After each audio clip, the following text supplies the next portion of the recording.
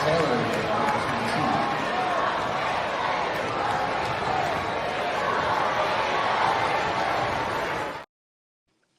right, guys, this is LiveWire Sports Media as we cover everything Indiana Fever. All right, you hear that? You hear that crowd? Yeah, I did too. Another sold-out crowd where the Fever faced the Connecticut Suns for the third time this year. Now, first meeting was a blowout, first game of the season. I believe Caitlin had what? I think 20 points in that game, or it was 17. But no, it was 20 points that game. She had 17 the second game. This game, she had 10. A quick 5 in the first quarter.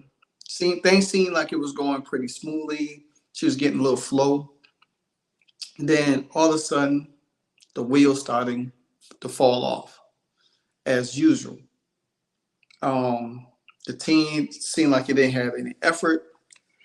Now, they had a 2-day gap because they did play, Friday into a sold-out crowd in D.C., 20,333. 5 days off. Even though you had 2 days off, you still had to fly. But for some reason, this team seems like they didn't even want to play today. The starters looked like a deja. Caitlin was getting frustrated on the court. There was a lot of dancing. Everybody just looked like they were just playing for themselves. And when I was watching the game, I was getting irritated about it because I was looking at the game and just like, what the hell is going on? And I was like, you know what? Hey, Cece, just get your points. Just rack up points. Just rack up as much assists or rebound you can. But apparently, Dejanay Carrington, she was on her again, and I'm not knocking Dejanay because she's a good player. She's a good player. She don't play any differently. She just played the game, But she seemed like this game is like the first 2 games she played against Caitlin, and she played good defense on Caitlin. For some reason, I think one of my issues I have with Caitlin is she is careless with the ball. It reminds me so much of Zach LaVine with the Bulls when I cover the Chicago Bulls. It reminds me so much of him. Like, he has so much athletic ability. Now, Caitlin don't have athletic ability like that. I'm not saying it. But he is so freely with the ball. I even seen it in college with Caitlin. She gets ripped.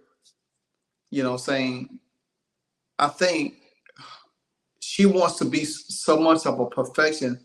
And I think she's going to have to learn how to protect the ball a little bit. Not be so careless dribbling the ball, because these girls is, like I said, they've been in the league a minute. And DJ Karen, she got long arms. I mean, she literally, when it was going into halftime, she literally blitzed Caitlin and hit the ball from the other side without even fouling her, and then was able to get the steal for a buzzer beater layup, which it wasn't a layup, but they gave it the points anyway. So I think Caitlin really needs to work on body position. If somebody's coming to steal, twist your body into them to make them to draw a foul. And this is where coaching takes so much of a precedent, because a person can really teach her how to angle her body, how to protect the ball, and everything like that. But anyway, so they went down big at halftime. I shot shooting well. Boston wasn't looking good. She wasn't looking good. This game, to me, it's one of them games that you said, okay, the Fever should be in it. I was looking for the game to be close. I didn't expect them to win. I would love them to win, but I expected it to be close. But nevertheless, you can't do that because this team doesn't play with any rhythm. They don't. They don't. It's no consistency with this team, and I really wish there was an update about Dantas, really about her, because her outside game will help this team so dramatically because she could shoot so good from the outside. Caitlin needs somebody like that. I hope Timmy Wnba comes back. I think they don't play again until Thursday. I think they don't play again until Thursday. I hope she comes back by Thursday or when they play the Sky this Sunday. And then they got the Mystics next week. So they got a 3-game homestand against Thursday they got the Dream, then they got the Sky, and then they got the Mystics, which all 3 of them games gonna be sold out. But nevertheless, this team, honestly, this team is not good. I mean, it's not good at all. You know what I'm saying?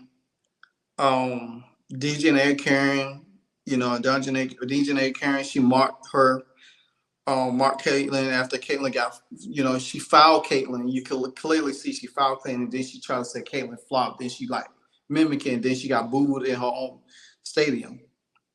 I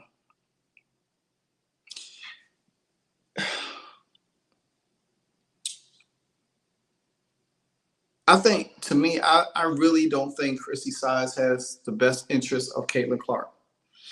I feel like Caitlin Clark is really on an island by herself with her teammates. I do think Lexi Hall, probably Celeste Taylor, don't like her. I don't even know about Aaliyah Boston at this point. Because all of a sudden, Aaliyah Boston started playing good in the second half. The game was out of control. She was the only starter that was on the floor.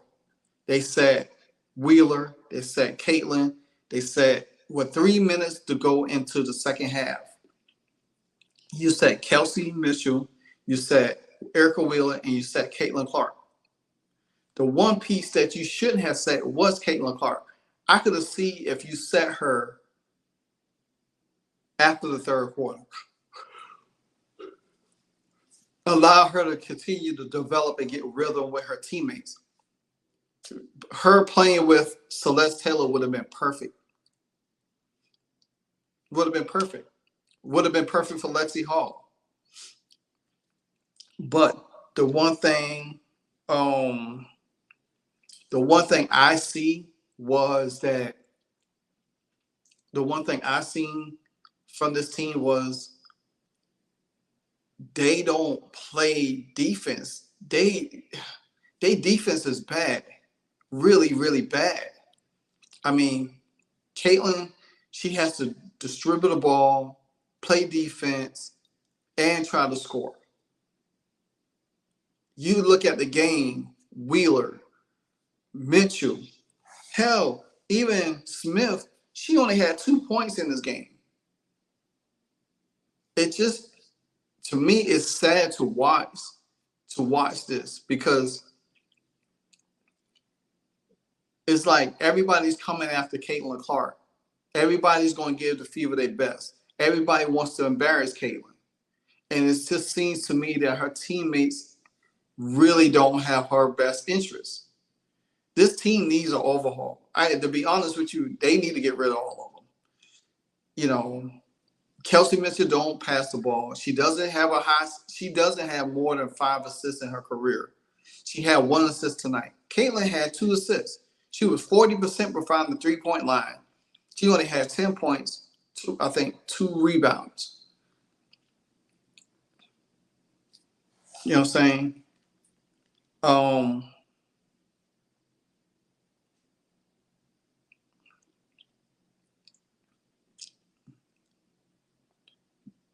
Stat line, what Boston had, she was the high leader for the team, 14 and 12, but that was in the second half of garbage time. She played. She doesn't even play like that. when she was with Caitlin. She missed the shots under the basket. Kelsey Mitchell, 9 points, 20 minutes. Caitlin Clark, 10 points, 22 minutes. Elijah Smith. And it's funny because after the game, they took a picture. The cameraman had taking a picture of the interviewer interviewing one of the Suns players, and you seen Elijah Smith and DJ Carrington in the background talking.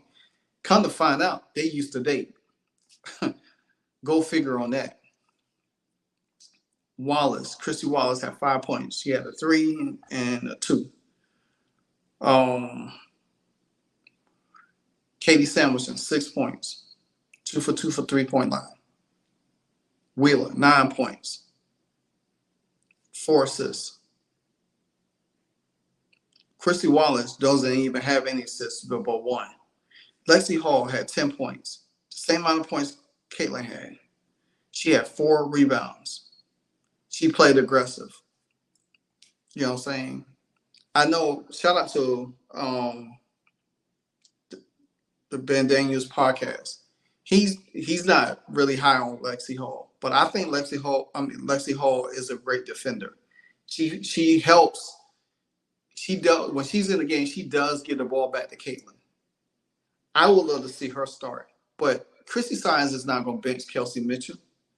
She's not going to bench her. She's not going to bench Christy Wallace. She should. Grace Berger got hurt. She hurt her ankle. Don't know how long that's going to be. Celeste Taylor came in for 7 minutes, had 3 points. Victoria Saxon came in. She had 1 point because she shot at the line. She missed one and made one. The Fever field goal percentage was 40%. Today is 46%. The thing about Connecticut, they don't really have high scoring volume about them. They score more in transition defense off of their defense because they really physical defense elite led by Alyssa Thomas. Alyssa Thomas is physical. Now, when she fouled Caitlin on that 3-point shot, that should have been another point for the line, and the referees didn't call it. You know what I'm saying? It just, these are the things that you kind of like question, like, yeah, she's a rookie. She got to earn her way. But she's a superstar rookie. That's the point. Now, free throws, again, Connecticut went to the line. They lived at the line. They only missed 3 times. They was 21 for 24. When the Fever only was 68%. It was 13 for 19. Now, both of the teams had high turnovers. They had 11. Fever have 11. The Sun has 10. Assist ratio, pretty about even, 22-19. Rebounding, that was a big blow. Fever only had 26. Connecticut had 41. Now, when I forgot the starting center for Connecticut, when Aaliyah Boston was in there, she couldn't do nothing with her. She couldn't score over her. She couldn't keep up with her.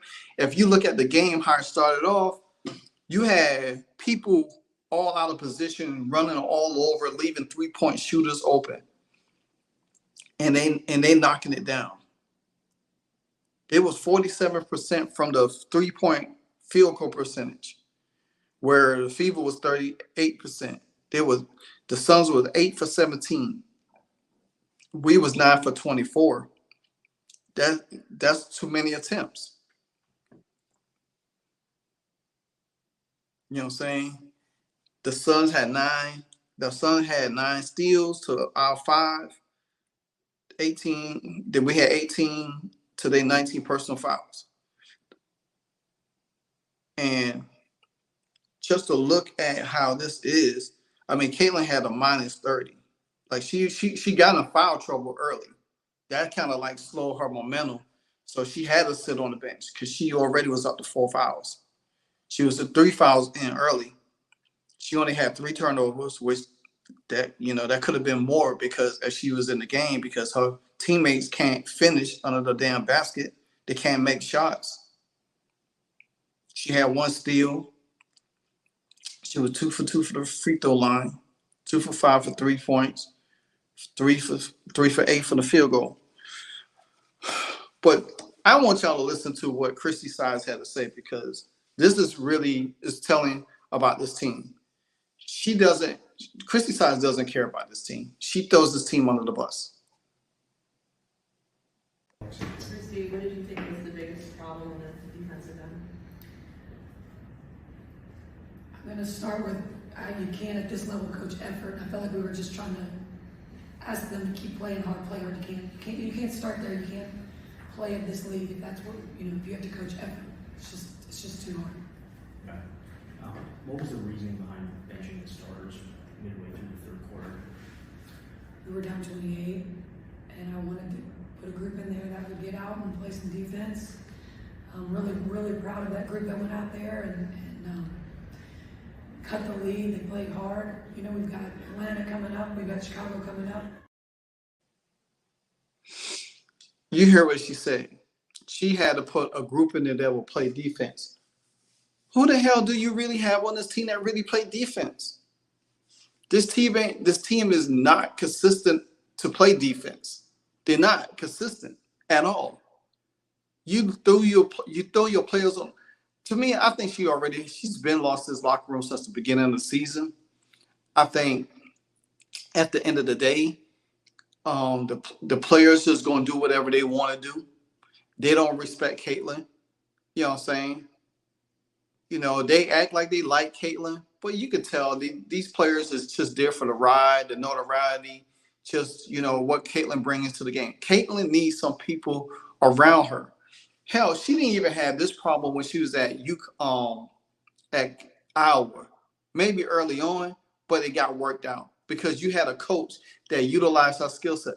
Christie Sides do not know how to utilize her star player skill set. The thing about it is, I will go to them just like this, say, hey, look, everything has to, Caitlin's going to run the point. To me, Celeste Taylor would have been the perfect person to start and get some. If you really not going to try to win games this season and just be in the games, Celeste Taylor needs to start with Caitlin. They need to build something up because guess what? Celeste could play that Kate Martin role. She runs the floor. She could play that Kate Martin role. Plus, she's a defense. You seen she went up and blocked. I think Carrington shot early on in the game. No, it was on Bonner. She alters Bonner's shot. She blocks Bonner's shot in the game, and she runs the floor. If you really, to me, I would just say, hey, Chrissy Wallace, you're gonna come off the bench, lead the second team. I will put Celeste Taylor in there, let her start, see what she could do, and allow her to run the point. Then feed it to Caitlin. Then she circle around and then let Wheeler, not Wheeler, but Kelsey Mitchell run somewhere else. You know what I'm saying? I will mix the lineup up in a different ways. I would, because I think Celeste Taylor and Lexi Hall could set better screens, or even put Samuelson in there. She sets better screens, but she's such a damn liability on defense. Lexi Hall plays pretty good defense. She's slender. She might not knock her shots down, but she does play pretty good defense. Me personally, if I was Chrissy Sides, I would say, you know what? We're going to try this game, especially against Atlanta. Atlanta will be a perfect game that you go in there and you say, Celeste Taylor, I want you to start. Lexi, I want you to start. Let Caitlin play off the ball, but let her be the focal point. Then you allow somebody like Celeste Taylor to run the point and play defense, and then let Lexi Hall set screens, and then where Caitlin could drive, and you have a better flow of Aaliyah Boston and Alyssa Thomas in the game that could do in and out. Then you got open shots where they could get open shots and stuff like that. Because I think Celeste Taylor and Lexi Hall will be a little bit more aggressive, and they will be able to give that feel for her. But Christie Sides ain't gonna set Christie Sides is not gonna set Christy Wallace. She's not gonna set Kelsey Mitchell. And this is what's killing the chemistry for the starting five. The starting five don't have chemistry. The only way that starting five is having chemistry is Timmy Finn Bentley is in the game. If Timmy Finn Bentley was in the game, they would have chemistry because chemistry with Timmy and Caitlin has that chemistry, especially when it comes to run the floor. And hell, if Timmy comes back, I will put out. If I was the coach and knowing how the season is going, the next 3 games, I will play a whole totally different lineup. And I do believe Timmy Fambelli is going to come back against the Chicago Sky game. That's the game I'm looking for her to come back in. Because I think they're going to see how the teams responds against Atlanta. Then going into Sunday's game. If Timmy Fambelli comes back Thursday, then hey, that'd be good. Then she'd be ready against the Sky. But Celeste Taylor got to see some time. And it's like Christie Sides sitting there saying, the team got to have effort. The team got to have effort. Y'all got to play hard, play hard, play hard. You ain't got no defensive sets for these teams. You ain't got no zone defense, no boxing one defense. They scrambling all over the damn court. You know what I'm saying? And they run into the same man that Leo Boston supposed to be the center. She's not supposed to move. She's supposed to stay under the rack. You see her pull out, and then you leave her wide open. DJ Carrington should never, ever be able to penetrate and get there. Because see, that matchup with her and Caitlin is so mismatched because Caitlin doesn't have quick feet to slide with her because not Lexi, but DJ is so fast. But you can't throw your team under the bus and expect for them to come out on Thursday night to respond because it could be the same thing. The Atlanta Dream ain't nothing to sneeze at. They'll win games. They just as scrappy. Matter of fact, they just as scrappy as the Washington Mystics. You got to play defense. They quit fast. They run at you. They're aggressive, and they rely on their defense. They're not great shooters. You know who's going to pick up Tina Charles? Sure ain't damn Aaliyah Boston. You don't know what Aaliyah Boston you get. But me personally, ever since Smith got back into the starting lineup, she has been up and down. And that's why they put Timmy Fambelli in the starting lineup because Lisa Thomas, her defense is bad. She doesn't rotate well. You know, Samuelson, she all right, but she's slow too. You see her run up the court, she's slow. When you look at these players, they play in half court sets. They are not usually players that run straight up and down the floor. They're not. I'm just telling you. The teams that they play, even honestly, the Chicago Sky is probably their best matchup because Chicago Sky don't have nobody to run up and down the floor. And you could get them in foul trouble. I think the Washington Mystics is probably another good matchup for them. This is the first time they play in the Atlanta Dream, so I got to see how they look. The Dallas Wings is a tough matchup. They definitely are going to have trouble with the Minnesota Lynx. You already see what they look like against the Seattle Storm and the Aces and the Liberty and the Suns.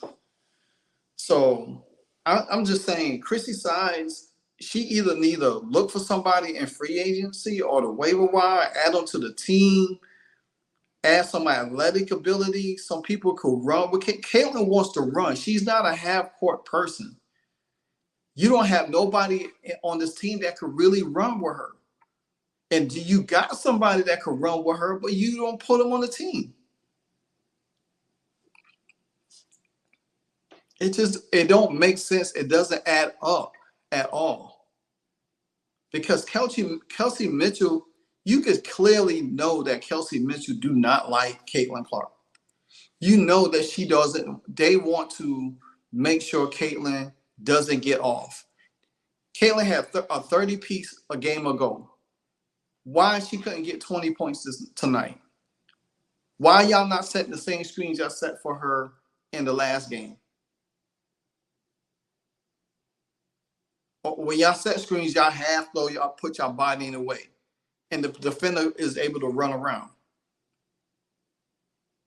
Kayla was working hard. She got to work hard to get off of screens, and y'all not setting nothing for anybody. Every time I look around, Kelsey Mitchell always dribbling with her head down. I literally see her got the ball at the top of the key. Lexi Hall was sitting right over there in the corner by herself. Why you couldn't pass it to her? She dribbled towards her and then tried to dribble up to the basket when you had a wide open person right there.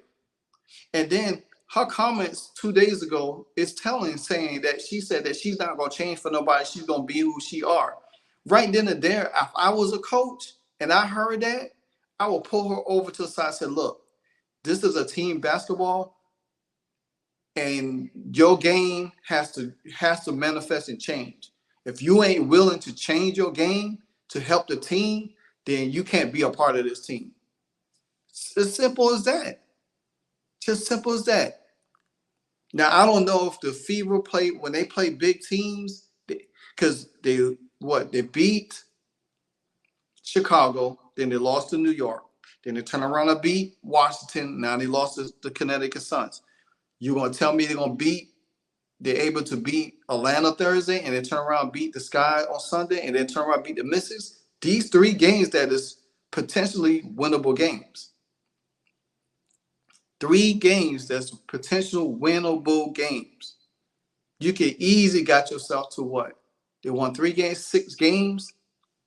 You could win 6 games. But this team got to play. They got to learn how to play together. They can't stop being selfish.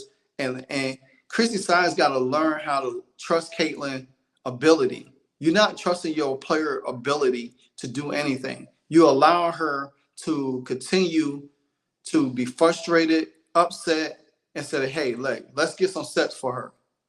But and then with y'all defense, y'all give half-ass defense. There's no way in the world Caitlin Clark should struggle like this.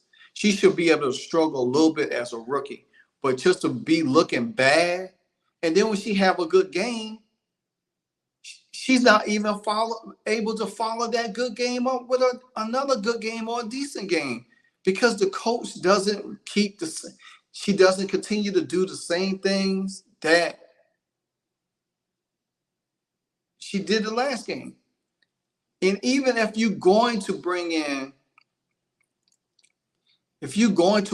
like a Celeste Taylor or Lexi Hall, not for a lot of minutes, just to give somebody a blow, but for defense purposes, so you can still run the offense. Especially if you put these 3, and honestly, I don't even think these 3 guard sets work.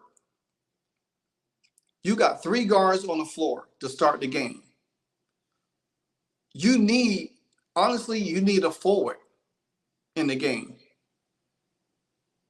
And like I said, I don't even know where Demetrius Dantas at, or how long she's going to be out, if she's going to be able to make it back this season or whatever the case may be.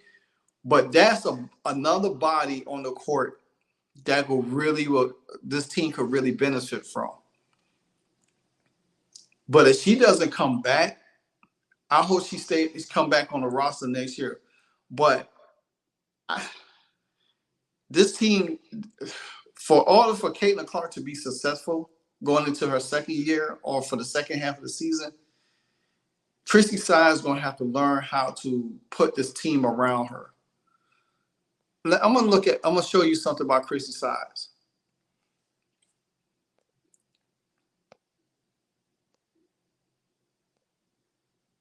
Christie Sides' career. Christie Sides' career. In 2000, 2002, she was at Ruston High School as assistant. 2002 to 2004, she was assistant for Louisiana Tech. 2004 to 2007, she was assistant at LSU. 2007 to 2013, Sparnik Moscow, she was assistant. 2011 to 2016, she was assistant with Chicago Sky. 2016, 2017, she was a Northwestern assistant head coach. Then 2017, 2019, she was assistant with the Indiana Fever. Then 2019 to 2022, she was at Louisville Monroe as assistant head coach. Then 2022, she was assistant at Atlanta Dream. So they hired her from the Atlanta Dream. She should have stayed her ass there. Because to be honest with you, Christie Sides don't know what she's doing. And she just keep making excuses. She keep throwing the team under the bus. And she doesn't say the right thing. She doesn't protect her players. And I don't even know when is the WNBA free agency or whatever the case may be. If I was Caitlin, I would not worry about the Olympics.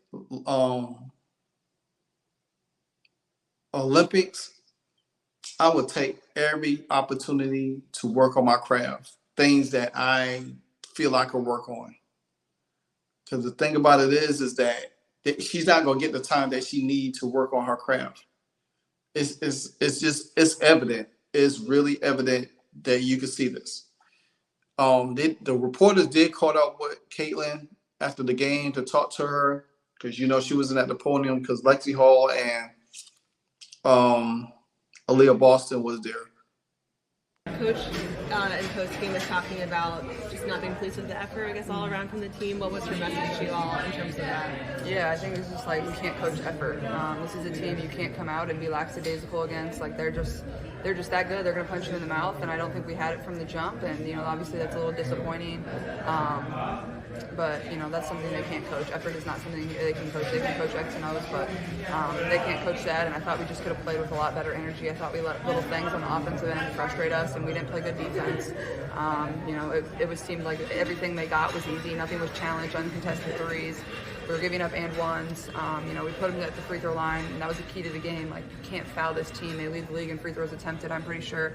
And that's exactly what we did. So it's not a recipe to win many games. Did you hear? And there you have it. You can't coach effort. And the thing about it is, this team has to have effort. They have to have heart. Every team is not going to lay down for the Fever. Every team is playing hard. They all trying to make the playoffs. Look what the Los Angeles Sparks did yesterday. They beat the Las Vegas Aces. They beat them because they played together. This team doesn't play together. They're afraid of allowing Caitlin to be the star of the team. If you allow her to be herself, she will help you be better. You can't handcuff a superstar like her. You can't. You know what I'm saying? Even when Michael Jordan had Scottie Pippen, you know what I'm saying? Scottie Pippen knew his role. But when it came down to scoring, Scottie played defense, and he sacrificed his scoring for defense. But don't make no mistake, he will score. I don't see Kelsey Mitchell sacrifice her scoring for defense. She ain't gonna do that. Caitlin don't have a Robin like she had in Kate Martin or Gabby and everybody else. But like I said before, I do believe Celeste Taylor could be that Kate Martin for her, because Celeste plays defense, she could shoot, and she could run the floor, and she could run point. You gotta put people around Caitlin for her to flourish. If you keep giving her half-ass players, she's not going to benefit from that. And then people gonna look at her as like, oh well, we could tell you, we told you she wasn't gonna be good, because you don't have good talent around you. You think Michael Jordan was, he's scoring all these points? Yeah, but eventually he had to get talent around him. You got to put talent around Caitlin Clark. Every team that's in the WNBA right now has talent around their superstar. Look at Asia Wilson. She got talent around her. Look at Breonna Stewart, talent around her. Look at Skylar Diggins. She got talent around her. Look at the Suns. Alyssa Thomas. She got talent around her. You know what I'm saying? Look at the Lynx. I don't know who they star players, but look at them. They talented. You got talent. Now, the teams that got talent, but they hasn't put it all together, but they scrappy, is the Atlanta Dream, the LA Sparks, the Chicago Sky, and the Washington Mystics. To be honest, the Washington Mystics is a little bit better than this team, because they fight, and they have a star player, and Leo Edwards. Look at the Sparks. They have 2 rookies on their team, Rika Jackson and Cameron Brink, and Wnba is the focal point of the team. The Fever don't have that. Caitlin Clark needs help. She needs real help on this team. And she needs a coach that's going to believe in her. Christie Sides don't believe in Caitlin Clark. She doesn't. You can see it.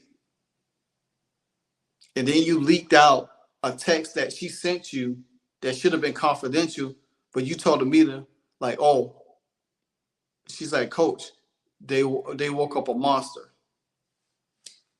Now everybody's going to be coming at her like, oh, you woke up a monster. Now and she have a bad game. Guess what? That's going to be the punchline for the internet. Christie Sides don't care about Caitlin, man. I bet you Christie Sides looking to go into the draft with the #1 pick again, because she said it in an interview a couple of days ago where she's like, oh, well, it's going to take a couple of years, when the Las Vegas Aces had 2 #1 picks or 3 #1 picks, and look where they at. The New York Liberty had 2 #1 picks, look where they at. But ain't nobody's trying to be having all these #1 picks without no damn results. You had 2 #1 picks, Aaliyah Boston and Caitlin Clark.